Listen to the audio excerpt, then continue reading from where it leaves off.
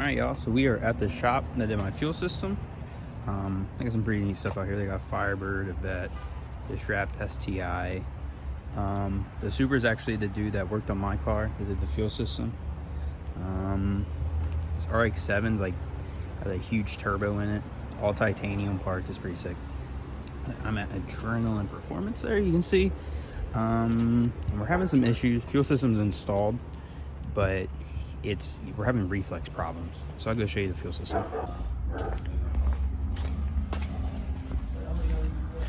Alright, so I'll show up pictures. Well, you can't see, but here's the return line.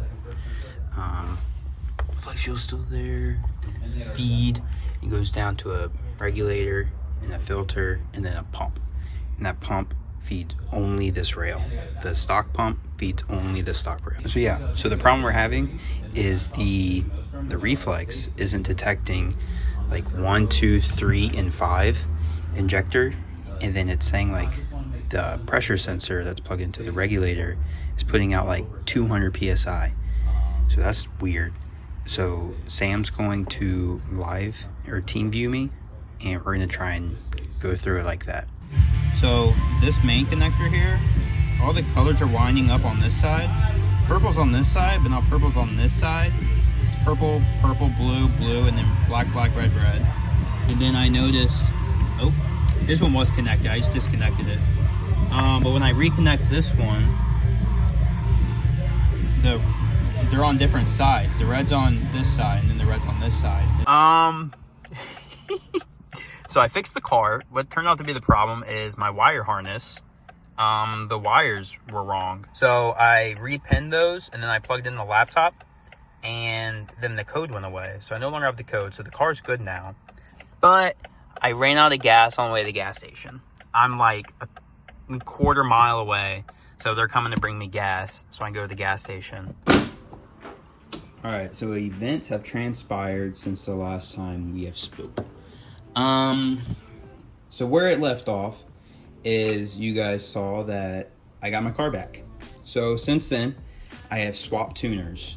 I was with Sam, Sama, whatever you want to call him, the guy that tunes out of Dubai, and now I'm with Racebox. That whole evolution, it was kind of frustrating, and I'm not trying to like make bad of anybody. With tuning with Sama, he lives in Dubai, so it's really hard to get communication. And something that was super weird is, like I had mentioned, my injectors weren't plugged in, or the wire harness wasn't right, and then my reflex controller wasn't set up correctly. And I was tuning through Sam through like a year, and none of that stuff was found. And I don't know how that's possible, because I was getting sent reflex tunes, but like obviously my reflex wasn't working. So I don't fully understand, and that really frustrated me.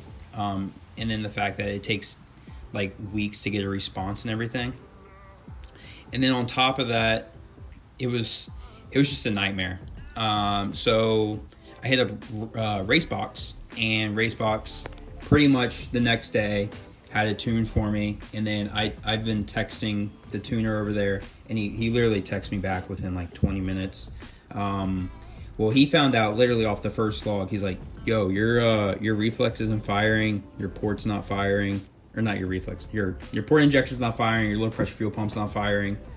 You're gonna have to figure that out. I was like, that's wild, because for the past year it's been working. So what's going on here?